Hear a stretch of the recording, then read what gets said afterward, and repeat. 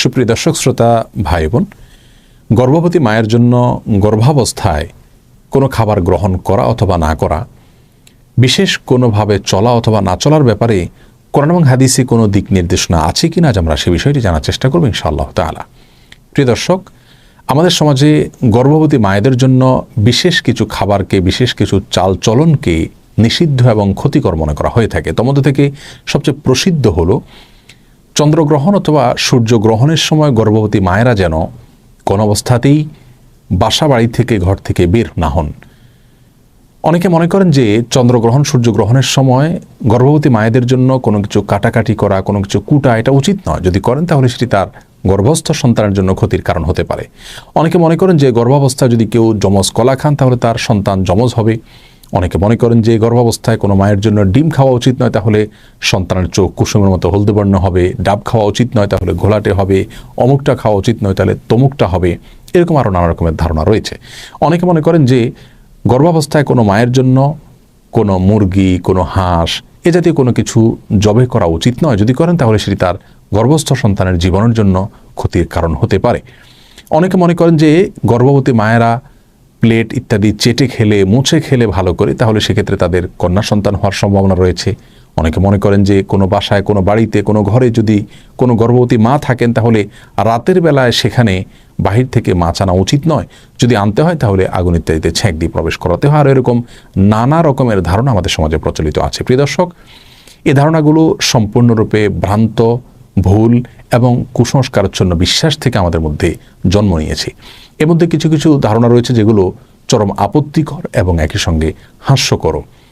যেমন যমজ কলা খেলে গর্ভবতী মায়ের যমজ সন্তান হতে পারে। এই ধারণাটি শুধু ভ্রান্তই নয়, একই সঙ্গে এটি হাস্যকর এবং আপত্তিকর।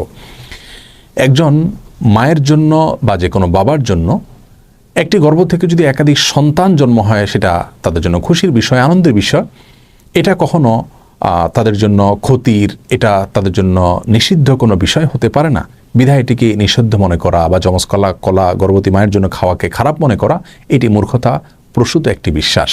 সেই সাথে যে কোনো মুসলিমের জন্য, যে কোনো মানুষের জন্য খাবারের পাত্র, প্লেট, এটাকে ভালো করে মুছে চেটে খাওয়া উচিত।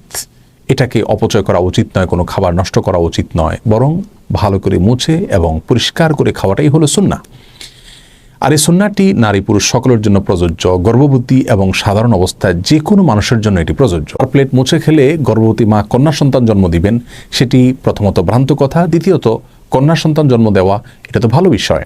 কোরআন এবং হাদিসের কোথাও পুত্র সন্তান জন্ম দেওয়ার জন্য বিশেষ কোনো ফজিলতের কথা আমরা জানি না, কিন্তু কন্যা সন্তান জন্ম দিলে সেক্ষেত্রে মা বাবার জন্য সেটি আখিরাতে নাজাতের মাধ্যম হবে, জান্নাতে যাওয়ার উপায় হবে, এরকম বিভিন্ন হাদিসের কথা আমরা জানতে পারি। সুতরাং এই সমস্ত ভ্রান্ত বিশ্বাসগুলো আমাদের সমাজ থেকে দূর করার চেষ্টা আমাদের করতে হবে। প্রিয় দর্শক, মনে রাখা উচিত একজন মুসলিমের কি করা উচিত, কি করা উচিত নয়, কি খাওয়া উচিত, কি খাওয়া উচিত নয়, কোন জিনিসটা তার জন্য কল্যাণকর আর কোনটা ক্ষতিকর, এটি জানার দুটি উপায় রয়েছে। তার প্রথমটি হলো ওয়াহি তথা কোরআন এবং হাদিস। কোরআন এবং হাদিসে যদি আমাদের জন্য কোনো কিছুকে কল্যাণকর বলা হয় বা অকল্যাণকর বলে আমাদের জন্য জানানো হয়, তাহলে সেটিকে অবশ্যই আমাদের মেনে চলা উচিত। আর দ্বিতীয় উপায় হলো আমাদের জানার অভিজ্ঞতা এবং সায়েন্স।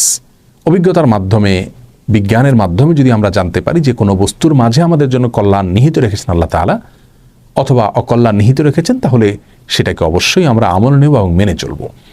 যে বিষয়গুলো বলা হলো, এগুলোর মাধ্যমে গর্ভবতী মায়ের অথবা গর্ভস্থ সন্তানের কোনো প্রকার ক্ষতি হতে পারে এরকম কোনো ধারণা কোন হাদিস থেকে আমাদেরকে দেওয়া হয়নি। আর অভিজ্ঞতা তথা সায়েন্স থেকে এরকম কোনো ধারণা আমরা পাইনি, যার কারণে এগুলো সম্পূর্ণরূপে কুসংস্কার এবং ভ্রান্ত বিশ্বাস থেকে আমাদের সমাজে জন্ম নিয়েছে। এই ভ্রান্ত বিশ্বাসগুলো আমাদেরকে দূর করার চেষ্টা করতে হবে।